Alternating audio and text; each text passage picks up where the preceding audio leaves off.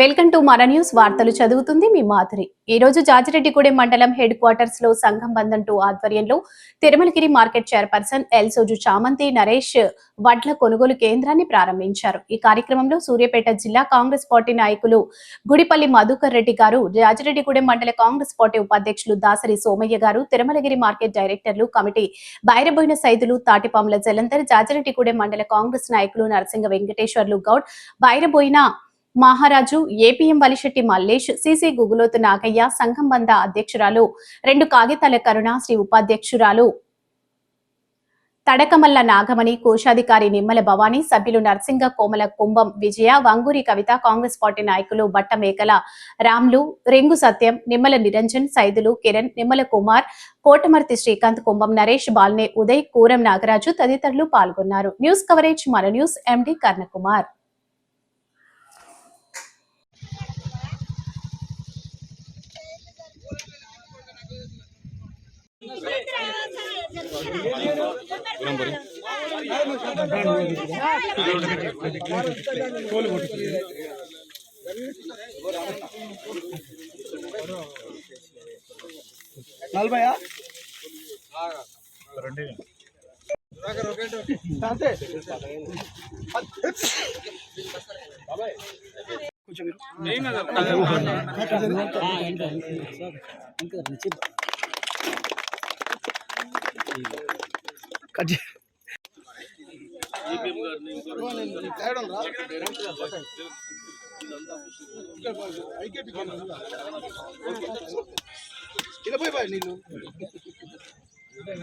చెప్పురా